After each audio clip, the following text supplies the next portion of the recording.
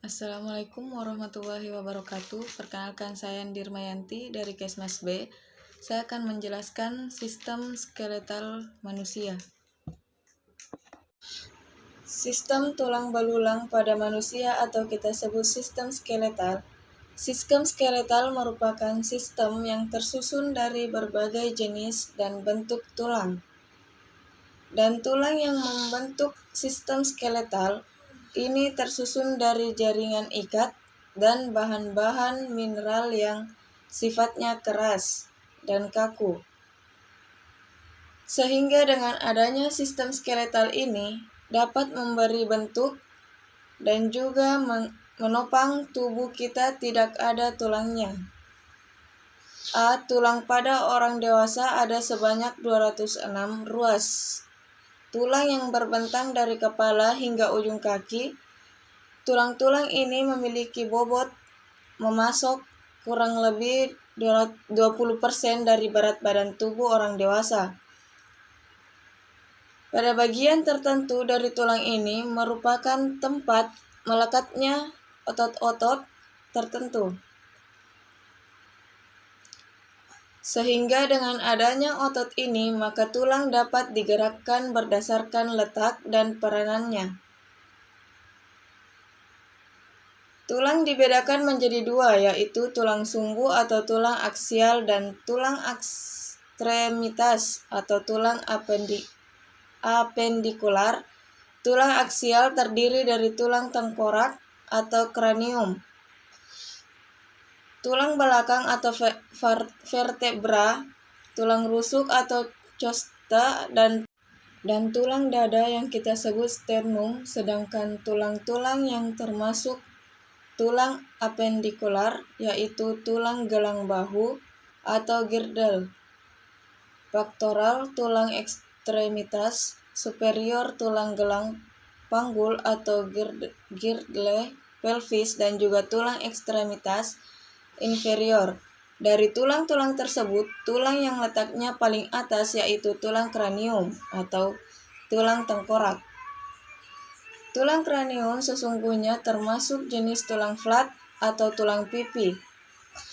Walaupun demikian, strukturnya sangat kokoh dan kuat, sehingga dapat melindungi organ-organ penting yang berada di dalamnya, yakni otak dan sekitar mata dari trauma atau benturan.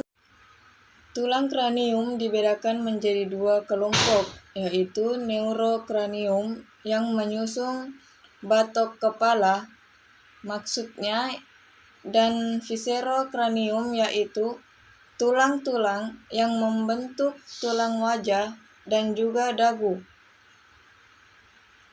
Neurokranium dibentuk oleh beberapa tulang dan tulang-tulang tersebut dipisahkan secara halus oleh persendian yang disebut sutura. Tulang-tulang neurokranium terdiri dari tulang frontalis atau tulang dahi, tulang parietal atau tulang ubun-ubun, tulang occipitalis, lalu tulang temporalis yang ada di sekitar telinga, dan juga tulang sphenoid. Tulang-tulang yang menyusun viscerokranium terdiri dari tulang nasalis atau tulang hidung, tulang zygomaticus, tulang maxillaris, dan juga tulang mandibula atau tulang dagu. Kemudian tulang vertebra atau susunan tulang belakang. Tulang vertebra merupakan deretan tulang-tulang yang tersusun memanjang, terdiri dari 33 ruas tulang, mulai dari bagian leher, punggung, perut, hingga bokong. Ruas-ruas tulang vertebra akan jenis tulang keras yang bentuknya tidak beraturan. Susunan tulang-tulang vertebra ini memiliki fungsi sebagai pelindung dari sumsum tulang belakang atau medulla spinalis. Selain itu, beberapa bagian dari susunan tulang belakang ini merupakan tempat keluarnya serabut-serabut saraf Susunan tulang belakang ini berguna pula untuk menyangga kepala dan menyangga tubuh kita agar dapat tetap berdiri dengan tegak. Selain itu, di tulang belakang inilah dihasilkannya sel-sel darah yang sangat penting. Peranannya bagi tubuh kita, tulang vertebra dibedakan menjadi 5 kelompok, yaitu vertebra cervicalis, vertebra thoracalis, vertebra lumbalis, vertebra sacralis, dan vertebra coccygeal. Tulang aksis berikutnya yaitu tulang rusuk atau tulang kosta. Kalau kita perhatikan, tulang kosta ini termasuk jenis tulang keras. Bentuknya pipi dan melengkung. Tulang kosta jumlahnya ada 12 pasang ke arah belakang. 12 pasang tulang kosta ini melekat pada tulang vertebra thoracalis. Tulang costus bullying adalah tulang kosta ke-89 dan 10, sedangkan tulang kosta yang ke-11 dan ke-12 disebut costa fluctuantes atau kosta melayang. Artinya, tulang kosta ini sama sekali tidak melekat langsung pada tulang sternum dengan adanya hubungan tulang-tulang kosta dengan tulang vertebra thoracalis dan juga tulang sternum. Tulang clavikula merupakan tulang yang letaknya di dada bagian atas. Ke arah depan tulang clavikula melekat pada bagian atas dari tulang sternum, sedangkan ke arah belakang tulang clavikula melekat pada bagian atas dari tulang scapula.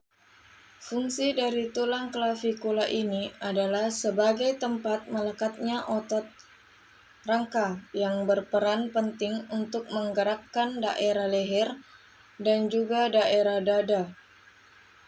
Sedangkan tulang scapula letaknya di daerah punggung. Tulangnya berbentuk segitiga dan pipi tulang scapula berfungsi sebagai tempat melekatnya berbagai otot di daerah punggung, yang penting untuk berbagai gerakan di daerah punggung dan bahu. Pada tulang scapula inilah nanti melekat tulang lengan atas atau yang disebut tulang humerus. Tulang apendikular lainnya yaitu tulang girda pelvis atau gelang panggul, tulang gelang panggul, tulang ilium, tulang ischium, dan tulang pubis. Ke arah belakang tulang ilium melekat pada tulang scalis, sehingga susunan dari ketiga tulang gelang panggul ini akan membentuk suatu rongga. Tulang-tulang ekstremitas inferior terdiri dari tulang paha atau tulang femur, tulang dengkul atau tulang patella, tulang tungkai yang terdiri dari tulang kering atau tulang tibia, dan tulang betis atau yang disebut tulang fibula. Lalu juga ada tulang-tulang yang menyusun telapak kaki, yakni tulang tarsal, tulang metatarsal, dan terakhir tulang jari jemari yang disebut phalanxat. Kalau kita perhatikan tulang femur dan tulang tibia, keduanya termasuk tulang panjang dan bentuknya seperti pipa. Kedua tulang ini merupakan tulang yang begitu kuat dan keras sehingga mampu menopang seluruh tubuh kita. Selain itu, pada tulang femur, tibia, dan juga fibula oleh lapisan otot rangka yang begitu tebal sehingga mampu melakukan banyak gerakan.